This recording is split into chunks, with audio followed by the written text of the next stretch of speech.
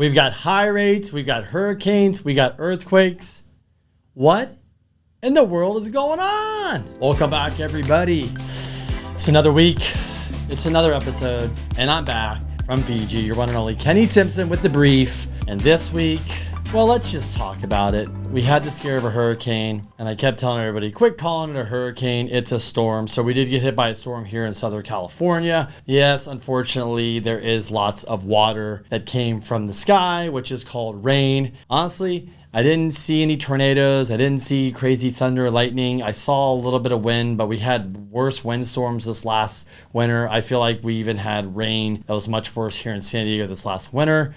But as you guys know, Southern California, Baja, even the desert and stuff, we are a desert. So our soil does not absorb water very well. So when you dump a lot of water quickly on deserty soil, it floods, causes a lot of issues there. So hopefully everybody's okay recovering. But speaking of recovering, let's talk about home sales, inventory, all that stuff. Are we recovering? Is it getting better? Is it getting worse? No, it's not going to get better, probably because why? We are ending the big buying season. July, August are obviously some of the bigger months. We see more listings, people moving, and guess what? This week, last week, next week, it's back to school for kids. And that's a new reality where people are going to buy less, want to move less because their kids are in school, they're committed. So our inventory usually starts to go from a peak to this way. So that's what we're seeing.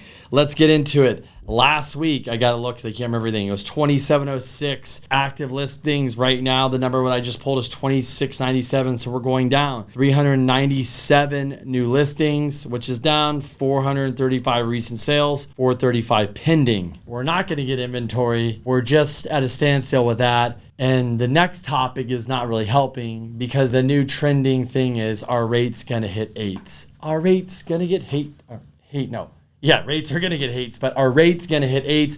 That's a new song. That's what's trending. That's what I'm hearing. And to answer your question, are rates going to hit 8s? I'm sure they're already there, depending on your scenario. If you have bad credit, depending on what lender you're working at, rates could be at 8s, but rates are not good. They got worse. The 10-year treasury, they're living being between, the high 3s, let's call it 385 to 425.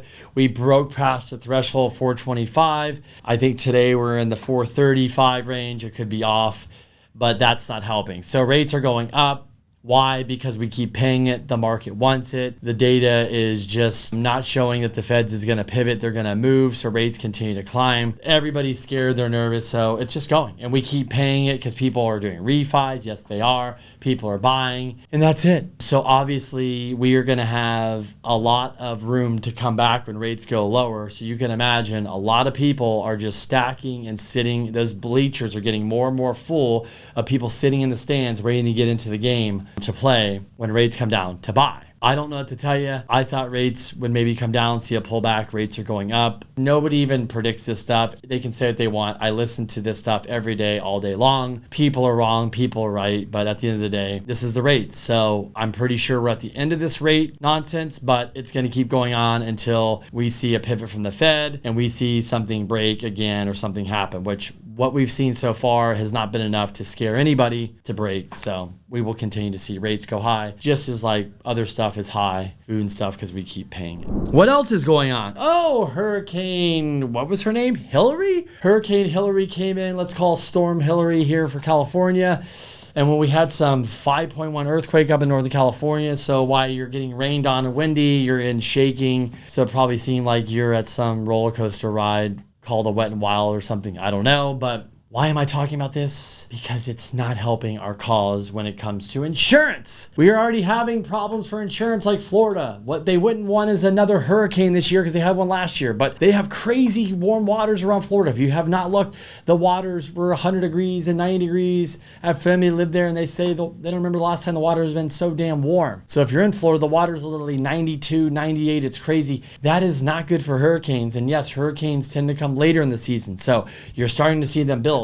So just like we don't need more flooding or more wind or storms or earthquakes or damage because our insurance, we're already having enough problems, just like Florida doesn't need another hurricane. Well, we got some storms, there's some damage, and it's not going to help claims. It's not going to help insurance companies. So I think we're just going to have more issues with insurance. Just like when I was gone, the sad news for Maui, where I was at, there was people actually live in Hawaii and stuff. There's a lot of people getting affected there. Same thing. It's not going to help insurance, just more problems. I don't know. This insurance debacle is not going to go away. And if things like this continue to happen, it's just going to make it more and more challenging. And remember, there's the insurance companies that insure the insurance companies. These guys are raising their prices. Why? Because they have to pay more. These guys that insure us, where we pay them, they can't raise their prices because they have to submit. It takes 6 months. I don't know the whole process. I'm not going to act like I do. So unless you're in the business, you probably don't. But all I know is it takes 6 months and that can get denied. Well, these guys that are charging us, like these guys that are getting charged. So these guys that charge them are jacking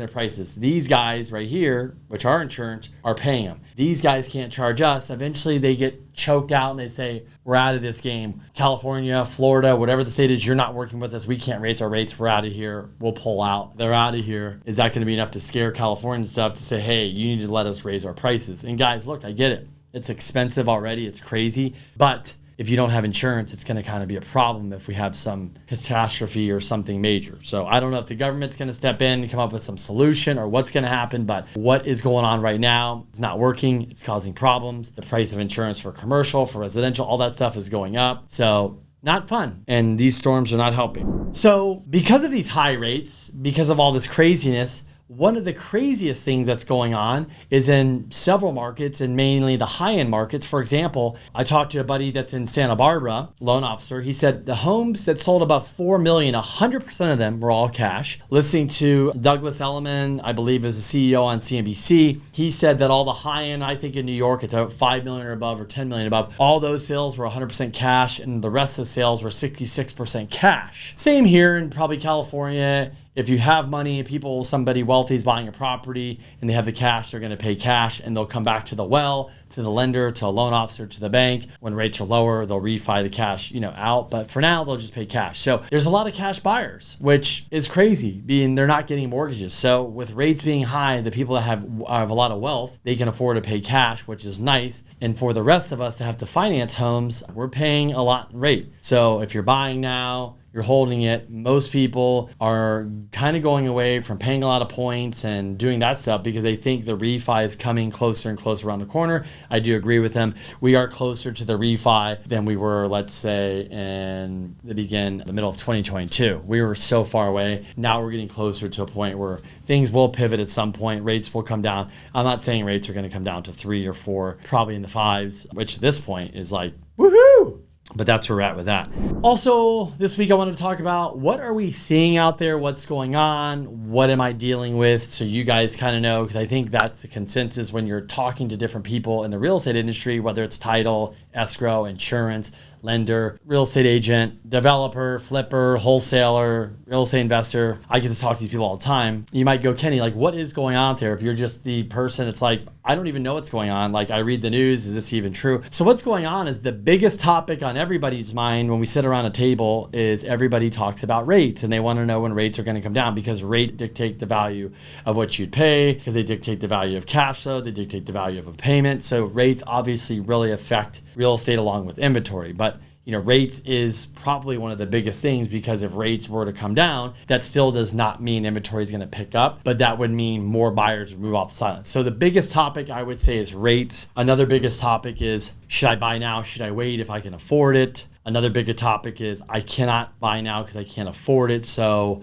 what do I do? You should get pre-approved so you know when you can afford it. And a lot of the people are debating too is, should I hold my primary, keep in cash flow, or should I, sell it and then put that money into something else? So these are all the topics and questions. So if you're thinking about these and you're wondering what you should do, it's the topic of conversation and nobody has a right or wrong reason. It's really getting with the right team and talking and be comfortable. So should you keep your house? If you have enough money to put down for a new primary, and the good thing is, like here in California, you're almost getting loan amounts up to $900, $1 million, depending on where you live, where you can put 5% down. So if you can afford that payment, and even if it's a little bit higher, you're like, well, Kenny, I wanted my payment to be $1 million home, $6,000 I'm okay with, and it's coming in at $7,000 because rates suck. That's with taxes and insurance. Well, if you rent out this property and you're making $2,000 a month, your payment's at $5,000, you're like, well, I'm looking good. And then if we get to refi that and that rate, because rates are so high, I'm guessing that rate's going to come down 1.5%, 2%. I'm just guessing, guys. I don't know. And that payment comes down $1,000. Now you're at $4,000. So you've got to look at the whole thing globally.